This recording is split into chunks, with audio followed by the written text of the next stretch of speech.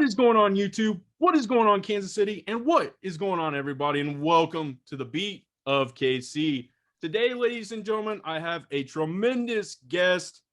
He writes for KC Kingdom. His name is Jacob Milham.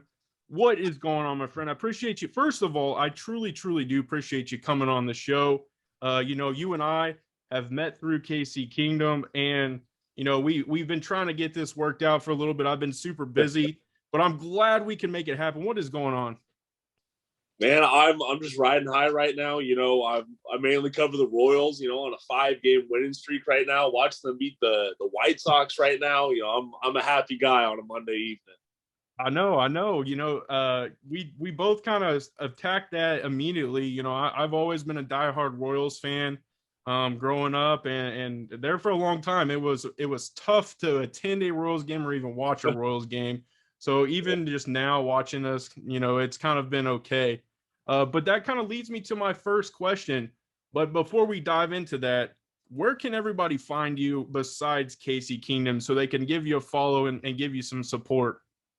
The best place to find me is going to be on Twitter. It's at jmilltheham. I'm always tagged in my posts on KC Kingdom as well, so you can just follow them as well at KC Kingdom FS. All right. Most definitely. And you guys definitely need to get over there and read his articles. They are incredible. And he definitely hit on this Mariners Whit Merrifield hot stove take that is going on. So definitely head on over to KC Kingdom and check out Jacob's work for sure. So that does truly lead me to the first question. How long have you been a Royals fan? How deep does that root run for you? And just talk a little bit about that. So I remember, watching the Royals back when it was everyone hyping up, Hosmer and Moustakas coming up the farm rankings. I mean, there were some pretty bad years. But I'm a local guy. I'm from near a small town near Manhattan. They're just my local team. Wins, losses, I follow them all throughout. It really brought me back though so I left, joined the Navy, and when I was starting to get my feet underneath me after joining the Navy, that's when we were hitting that World Series run.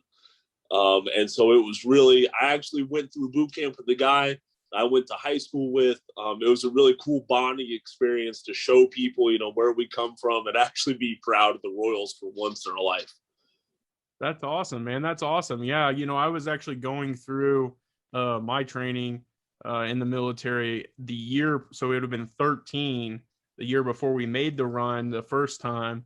And yeah, I just remember that was always a topic at night, is when you had kind of had some downtime, you would talk about, where you're from, what's up. And we always talk sports, and it happened to be, we were starting to get the turnaround for the Royals, and, it was pretty awesome. So I can definitely relate to that. So I do want to talk to you about, what is going on within Major League Baseball. We're truly seeing some special things and some special players. I mean, Fernando Tatis, Ronald Acuna, Mike Trout. I mean, there are a ton of good players, but we are getting to the point where some of those players, not specifically those, but some of the players are going to be on the move for competitive teams.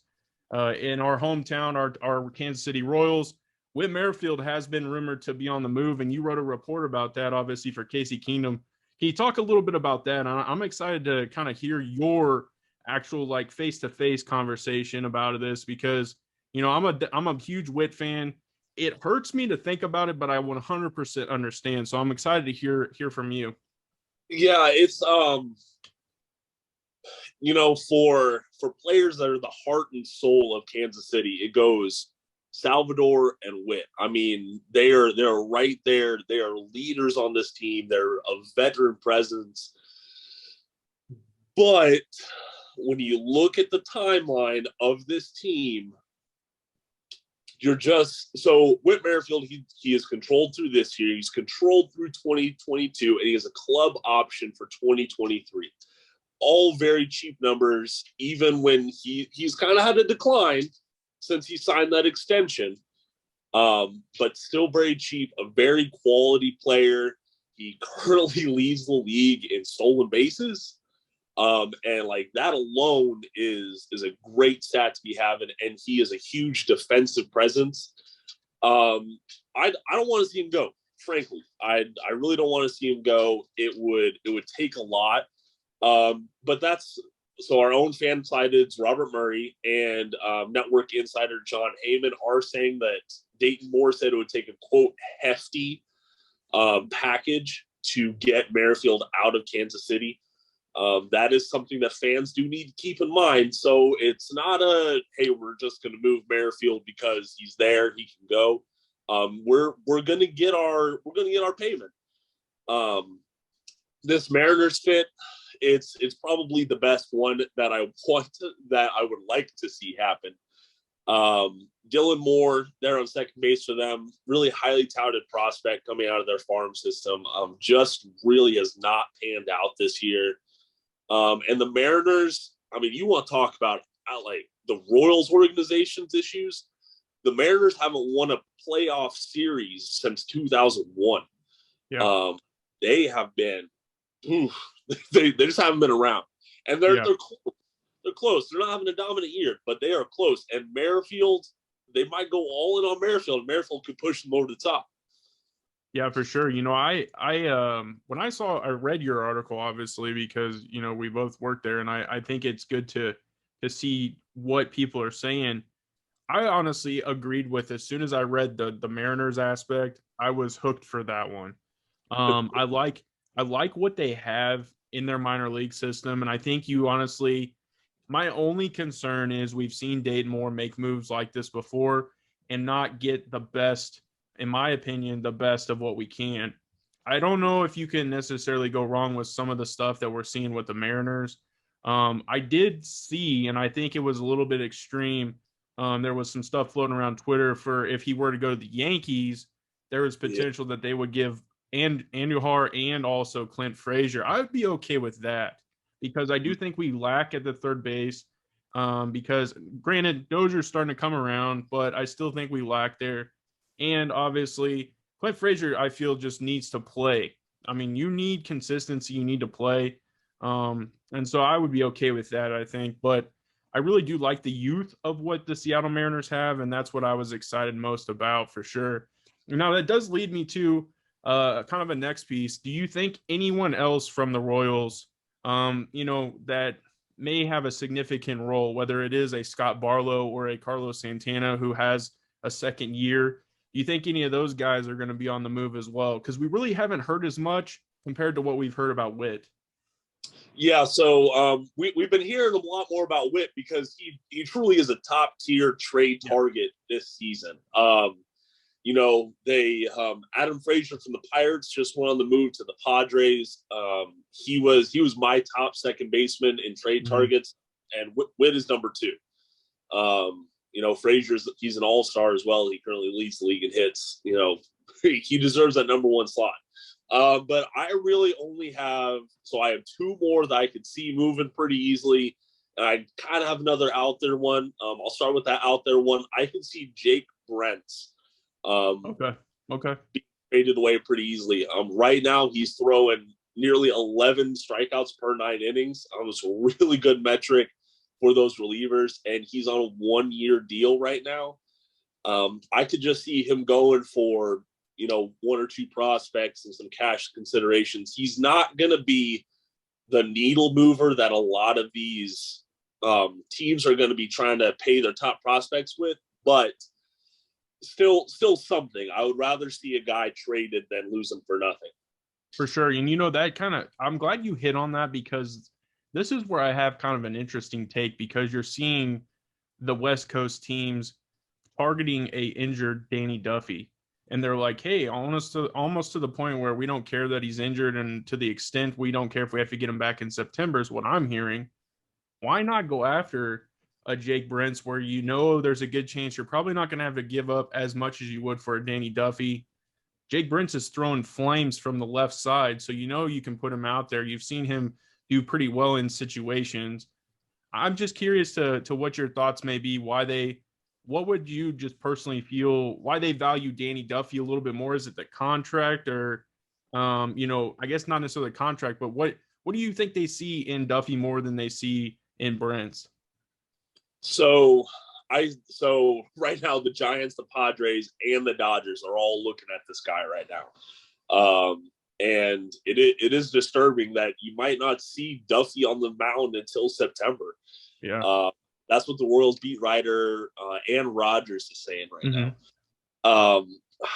He just has that versatility. He can be a long reliever. He can be a starter if you need him to be. I don't see Brent, going for more than like 2 innings at a time. We haven't really seen that a whole lot while he's been in Kansas City. Just Duffy was having such a great year to start off, and then the 2 IL trips just really derailed it. It's tough, but I would really like to, from a Royals perspective, I would really like to see a good bidding war between those 3. I really think that's the best way that the Royals can make out with trading Duffy. He's on his last year of his deal. They aren't re-signing him. You just have to admit it, unfortunately.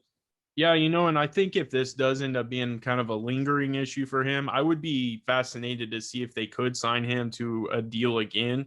And then because I think when you hear issues like this with the flexor muscle, often that tends to lead to Tommy John. And I'd be interested with the Royals showing so much loyalty to so many different players. I would be, because they did it with Mike Minor. I'd be interested to see if they would do that with Danny Duffy. Obviously, Danny Duffy, bury me a Royal type player. I could see him signing a decent deal with the Royals to stay with them and then rehab and then come back at, because he's getting older. He's definitely, I think he's my age. I think he's 32, going to be 33. I remember, I still go out and kind of sling it every once in a while for slow pitch softball, and it hurts. It hurts. So I know what he's going through a little bit. So, I'd just be interested to see what happens with that scenario. Now, I'm excited to see some of these young players come up. But before we talk about them, is there any other, I guess, blockbuster trades you can see happening within the MLB? I keep hearing some rumors about Anthony Rizzo possibly, Chris Bryant. I'm hearing, some of those types of trades. If you really kind of had to take a splash, is there anyone that you kind of think is going to go somewhere? I'm going out on a limb and say it. I wouldn't bet money, but I think Max Scherzer is going to be on the move from the Nationals. Yeah. Nationals are kind of buried out in the East right now. They're not contending.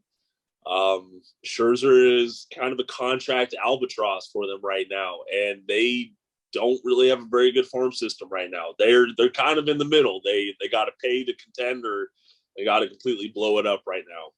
I could definitely see Scherzer on the move. Unfortunately, the news is right now that he might just go up the road to the Mets. Yeah. Which you don't want to, in the article you were talking about, I did say that Merrifield would fit well in Chicago. Mm-hmm. And writing that kind of made my heart hurt a little bit. Don't want to see like one of your guys in a division rival. Yeah. But I think that the Mets could give the Nationals what they want and what they need right now. It's definitely all about the starting pitching right now. Scherzer, Barry are the 2 that are really leading the charge. Chris Bryant has been, the rumors have kind of been cooling off a little bit, it seems like. But I think that, I don't know if he would be a trade target for a team or just a part of the package, if that makes sense. Yeah, for sure. That was actually one that I saw, is the Mets were very interested in Chris Bryant's service and bringing him in and, plugging him in that lineup. Speaking of Max Scherzer too, I constantly am thinking how big of a piece he would be to a San Diego Padres who, it would be nice they have obviously the prospects to make that happen. I feel they didn't, exhaust them all in the Clevenger trade. And so I think it would be interesting to see if he could find his way out there and just really plug that in. But, who knows? I mean, there's always those teams that sneak in last minute that, you find out later on they've been talking to him the whole time, and you're like, well, I didn't see this coming, and that Yep. happens. So, but yeah, I'm excited. This always ends up coming down to the wire, and it seemed like the last couple of hours there's just trades, and then you got to go back and look at them and evaluate them. So, I'm excited for sure. Now, I do want to transition over to our minor league system because if some of these trades do happen, those holes are going to have to be filled. And I'm excited for Edward Olivares if he ever can find his way to stay up in Kansas City, but Yeah. that does kind of tend to go a little bit deeper. You got Bobby Witt on the uprise, you got Nick Prado on the uprise. Do you think those guys are positioned to come up to Kansas City this year, or do you think that they've worked them to a point where they're okay with where they're at and then they're going to start their time in service next year? So in the past with other prospects, Dayton Moore has expressed an interest in going level by level, and you have to dominate at that level for 1 month, and then you move on to the next one. You can't have started off that month's timeline better than Nick Prado and Witt have down at AAA. I mean, they're both absolutely on fire. Mm-hmm. It's been amazing to watch, honestly. So I'll give you two answers here. I would expect to see them in Kansas City very, very late in the season. Okay. Maybe like September or so. If Moore is serious about this team contending in 2022, he has to do that. Yeah. You can't introduce them at the beginning of next year and just hope it all works out. We have to start that time right now. Secondly, I kind of hope that they'll stay at AAA with this AAA showcase going on right now. I'm just down the road from the AAA affiliate of the Baltimore Orioles, Okay. and I would love to see the Omaha Storm Chasers come out east, and I would love to be able to see Nick Prado and Bobby with my own two eyes. We also need to keep an eye on the AA level. MJ down there, he is putting up historical numbers, not just for the Kansas City Royals, but for minor leagues in general. Absolutely crushing it. That is one guy I would not be surprised to see come to Kansas City in September either. Yeah, for sure. And he's up to 20. I know he hit 2. Is he 24, yep. 23 or 24 home runs? Last I knew, he's 23 home runs. Yeah. And it's hard for me because when I see him play, I'm like, man, he's not, because we're used to Salvador Perez. We're used to that 6'3", 6'4", that big bodied frame catcher. And then you see MJ Melendez and you're like, kind of like, what? And so, I mean, I'm excited for him for sure. I think he is definitely going to be a special talent. And I think once he does get here, I think that's going to help alleviate some of the stuff that Salvador Perez is going through as a catcher at times, where you can give him that DH break and you know that you're plugging in consistency there in the catcher spot behind him. And, Cam Gallagher is good for what he does, but he's not going to be that guy. So, but yeah, I'm excited for what we have coming. It's just, I think there's a timeline and obviously there's expectations and things like that. So with that being said, I always say Raul Mondesi Jr. What are your thoughts on his current situation? He obviously can't stay healthy. I've questioned whether he understands the difference between being injured and being hurt. Do you think he has a future in a Kansas City Royals uniform? I think he does. It's his clock is really, really ticking though. Just touching on the whole injury thing, and this might start a whole nother tangent between the two of us. But just for example, in tonight's game, Nicky Lopez didn't get to start at shortstop because the coaching staff told him, said that he was injured. Mm-hmm. They quoted Nicky Lopez on the broadcast saying that, hey, my dad told me to play through when I was hurt. I was good to go. My coaches told me not to go. And the tangent that I can see starting is I don't think this coaching staff has done Mondesi any favors. You could probably say that about 80% of this farm system right now. It is certainly an issue. But back to the original point, I don't know. He's got to figure out something, because Witt is right. Witt is, putting up much better numbers than Mondesi was at this stage of his career at that level. Didn't he play a little bit of second base when he was healthy, Mondesi? Mondesi, yeah, because they had Alcides Escobar playing shortstop. Right. I could see that possibly working out, but you don't want to bank on that. Yeah. You have to. So let's say Witt is traded. You do have to think about the possibilities of second base right there. I've looked a little bit about, can Nicky Lopez slide over if Witt starts at shortstop? Maybe Mondesi can fill that second base role. I don't know, but it's not good when you have a former top prospect that you can't count on to be there. I've seen it all the time in the chat rooms, and I hate to repeat it, but I got to. The best ability is availability, and he doesn't have that. Yep, for sure. And that's obviously, Nicky Lopez was actually in the running for a Gold Glove at second base. I think he would definitely be completely okay with playing second base. I think he just wants to play, and we're seeing when he's given a consistent, day in and day out routine of going out and playing the game of baseball, having fun playing the game, we're seeing a good result. And I think Nicky's actually working himself into a deal, which leads me to believe that's probably why finally they're kind of like, oh, we can trade Witt, because they're seeing some success from Nicky. They know they have Bobby Witt Jr. coming up at shortstop. They know that, hey, if we have to, we can plug in Mondesi in other spots, hopefully in the future. So I think that's kind of why we're finally seeing that relief of, I think we're accepting to let Witt go out to the pasture, I guess you could say. So, yeah.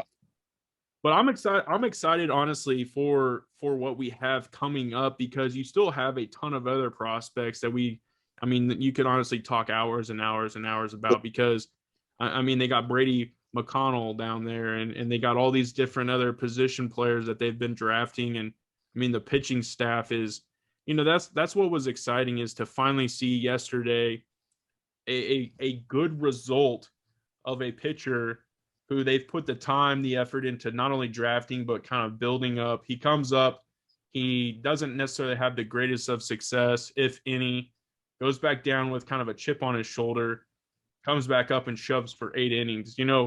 What are your thoughts on Daniel Lynch and really this, I guess, this pitching staff of the future?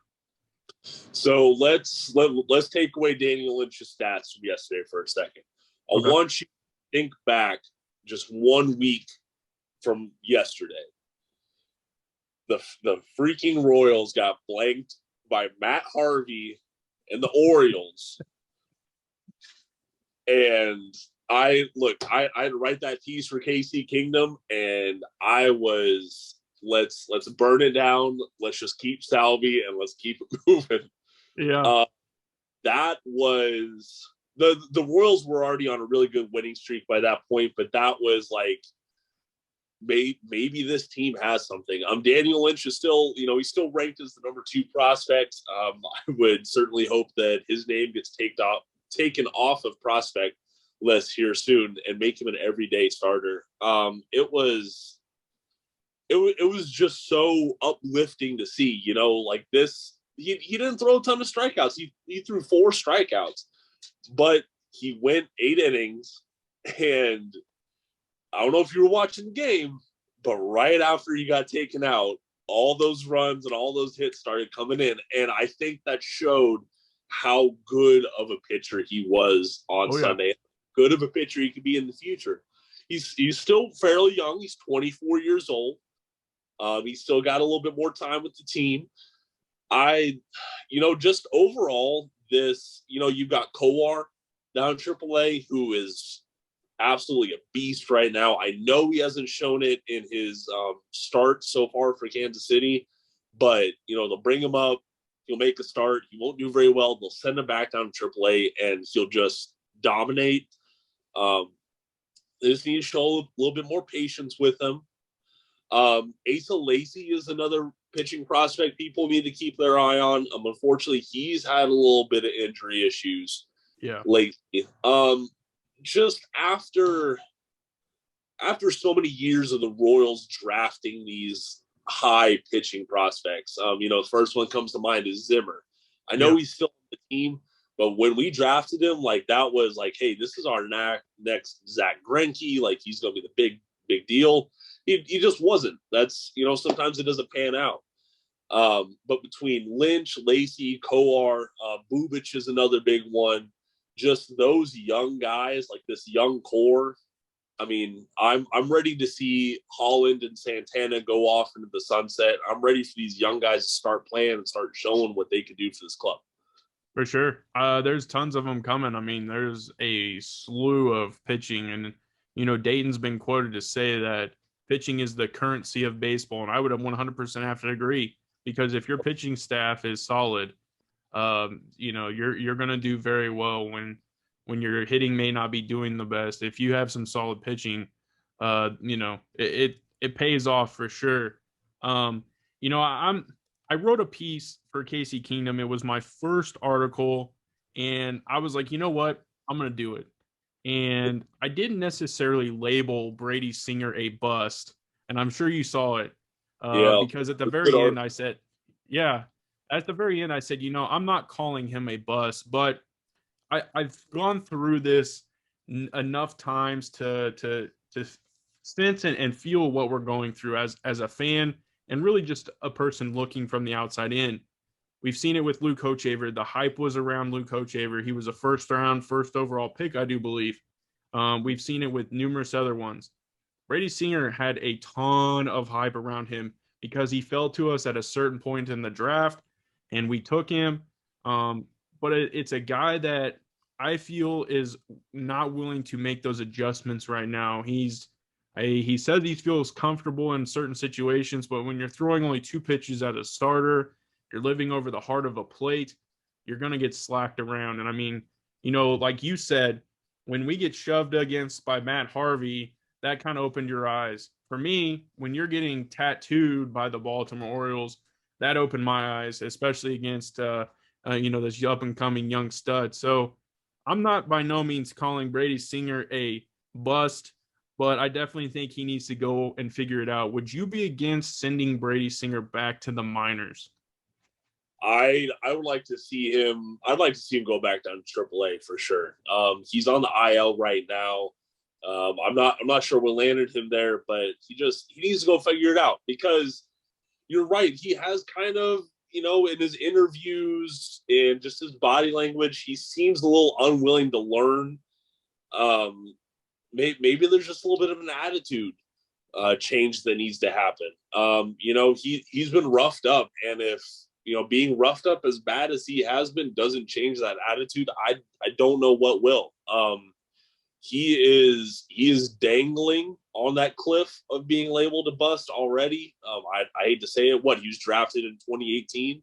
Mm-hmm. But it's awful close. He's his clock's ticking. He's got some time to figure it out. For sure. And I was kind of waiting to see how you would answer that, because I've seen a lot of people have some major issues with Cal Eldridge, rightfully so. I paid very, very close attention yesterday when they did a mound visit, and it's almost as if Salvi has taken on the role of pitching coach, and there really isn't any attentiveness to Cal anymore. It's almost like they've just ignored him as the pitching coach, and he's just a body that comes out. What are your thoughts on Cal? And obviously, every person I've talked to about the Royals is against him. Are you kind of in that same boat and are going to be wishing him well wishes as the season ends? So I will back up what you said. I did notice that tonight, Minor, he gave up a couple, he gave up a walk, he gave up an extra base hit. And they came out, and it was a little strange. Like Eldridge was positioned physically away from everyone else.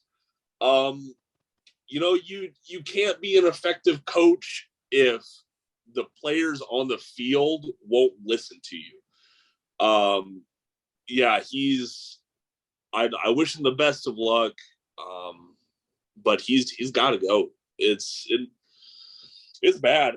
When we're going through looking at these people that can be traded, and you have to think like, well, we can't go get a raw pitching prospect because they're not going to be developed properly. Like, what does that say about your pitching coaching staff?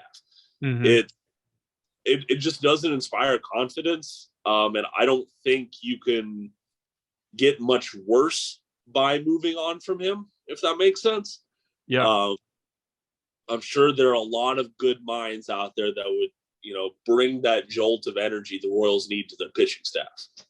For sure. And that's kind of something I've said, and, just kind of understanding how baseball works. You're not really going to gain anything this point in the season being where you're at by firing Cal Eldridge and then bringing in somebody new. If you can even find that, that's the issue. So you kind of are stuck. You might as well ride it out, finish it out, and then, send him away and then really evaluate what you got for the next one. I think Mike Matheny should, pick the next one personally because of his previous experience as a catcher and understanding what it takes to really kind of work a pitching staff. I mean, he had some pretty solid starters when he was the catcher, and then obviously Yadier Molina comes on behind him and is doing the same thing as he's the head coach. So I think he kind of understands. He went out and actually got Maddox for when he was there in St. Louis for a little bit. And so I honestly would like to see Matheny do that. Maybe it'll help solidify. I think Matheny's issue is he's been really kind of had a problem establishing a bullpen. We knew that was something he was bringing from St. Louis as well. What are your thoughts on the issue of the bullpen? And do you think that that's played into any factors on how some of the results of games for the Royals have turned out? That bullpen for the Royals for years, that was the constant. Like that was what the team could rest on. And just yesterday, seeing Santana come out after Lynch and just absolutely get blasted right off the get. It just wasn't there. There has to be a little bit more of a active attention to this bullpen. There's a lot of really good pitchers in that bullpen. You got Barlow, you got Brentz right now.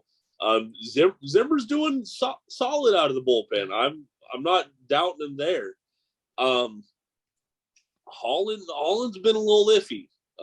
He certainly isn't his 2015 Holland, but he's still around somehow, some way. We just need to move on. Yeah, I feel like there's a little bit of that nostalgia, a little bit of that. Oh, this player was good. Maybe they still got. I definitely feel that way with Ervin Santana. That, in my opinion, he should have been designated this morning. I wouldn't want him on my team after that. That was pretty bad. Well, and I saw a stat that said he hasn't pitched since like July 10th, maybe it was. And it kind of caught me off guard, like, what? And I know for a fact there's been some scenarios where we've needed at least 3 innings eaten up in a stretch of games, because I would have to say there are times where this bullpen has been taxed. Our starting pitching there for a long time seemed like they weren't making it past 4 innings for a very long time. So don't get me wrong, I understand the bullpen has been taxed, but I still think you should have those roles established to understand, like, Ervin Santana is going to be our long guy.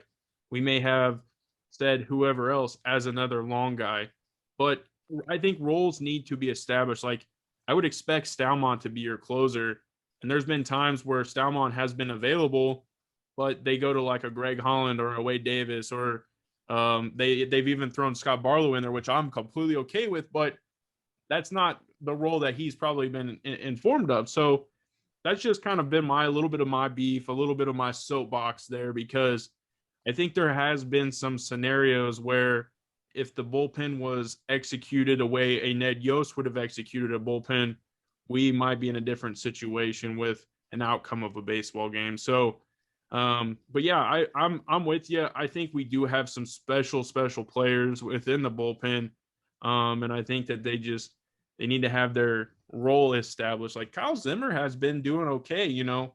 Unfortunately, he was a first round pick, and you don't always want that to be, but he's done what he needs to do. I think at least for the last couple of years. So, but man, I tell you, I'm excited for all of baseball. This is kind of where it gets fun. I like to start asking some fun questions. All right. So with the postseason coming up, what is like your go-to like postseason meal? Like, you know, you got it starts to cool off, the temperature starts to kind of, you know, you got in my case, it's the hoodies and the shorts. Every once in a while I'll rock a beanie, but you know, you're getting to that season. I like to bust out the potato soup. What's your go-to like playoff early football time food like meal? So I got it down to a T. I got an Aldi just down the road. Oh yeah. Take a big pizza. That's one of my favorite things on a good old game day. You know, it's $6 down at Aldi. I don't mean this to be an advertisement for them, but you know, yeah, you know, I'll go pop one in when warm ups start. You know, it's just sit down with a couple of beers and my wife there. I'm pretty chill when it comes to game day stuff, especially. I mean, but some of those I miss going to Kansas City and just I would find a random tailgate. I ain't gonna lie, I never went with the intention of tailgating, but if you take a 12 pack with you, you're gonna find some friends real fast. Oh yeah, so, most definitely. So because you're so close to Manhattan, I would assume that you're kind of connected to what's going on with K-State and everything that's going on with the Big 12. What are your thoughts on this whole Big 12 thing? And you know, does K-State end up in the Pac-12? Do they end up staying in a Big 8 and, you know, pulling some teams in to make it back to the Big 12? What are your thoughts on that? So I'll preface my thoughts by this. So I'm writing an article right now for KC Kingdom from the Missouri football aspect. You know, should they have stayed in the Big 12 back when they left? I will say this about K-State. I think there's a lot of things aligning up in the stars. I don't know if the Big 12 is going to be around for too much longer. It's frustrating, but when you have multiple original Big 8 teams leaving, that's not good. You know, the Big 12 was initially the Big 8 and then the 4 Texas schools coming together and making that. When you have Texas leaving, you have Oklahoma leaving, and those are both for sure. Those aren't speculation anymore. They're gone. Yep.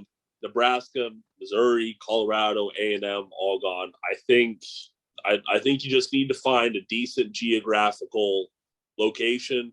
But it all comes down to the money. You know, they just built that. You know, they keep on building new facilities there in Manhattan. Yeah. I could definitely see K-State going to the Pac-12. I don't want to see it, but it would make sense. And that gives the Pac-12 a good recruiting line into the Midwest. Mm-hmm. They're trying to get that with Colorado. Just didn't make it past the Rockies there too much. But, you know, if you get K-State, there's rumors that K-State and KU are a package deal. Yeah. And I could certainly see that being advantageous. You know, I missed seeing the border war between Missouri and Kansas in every sporting event. But both of them going to the Pac-12, you got some good football competition, you got some good baseball competition, and some good basketball competition. But they're gonna have to, if they want to get back to the Big 12, they're gonna have to figure out something fast. Cincinnati, Memphis, Houston, those are all on the table from what I've been seeing on the chatter. I don't see those being the needle movers, though. You're gonna tell me you're gonna replace Oklahoma and Texas with Cincinnati and Memphis. I mean, between the money, the competition, it just doesn't stack up in my mind. So Yeah. Yeah. I I kind of see 2024, this Big 12 might fall off the cliff. For sure. I think my biggest concern with going to the Pac-12, even if, I root for KU, but I definitely am a Big 12 fan. I always have been because of what it's provided Kansas City, because of the Big 12 tournament and the fan base that comes in for the Big 12 tournament and the rivalries that we've created throughout the years within the Big 12. My only biggest thing is if K-State goes to the Pac-12, if KU goes to the Pac-12, we now have to adjust to those time frames of when those games are going to be played. And I think that's rough because of us in the Midwest having to stay up till 10 o'clock to watch a game that starts on that time zone. I think that's a little bit frustrating. So part of me hopes that doesn't happen. But I think the more and more I'm hearing, there's a chance KU might slot right into the Big Ten. And then unfortunately, K-State might. But that's what's kind of cool about this whole scenario is it's just all unknown. I mean, the two known factors are that Texas and Oklahoma are gone.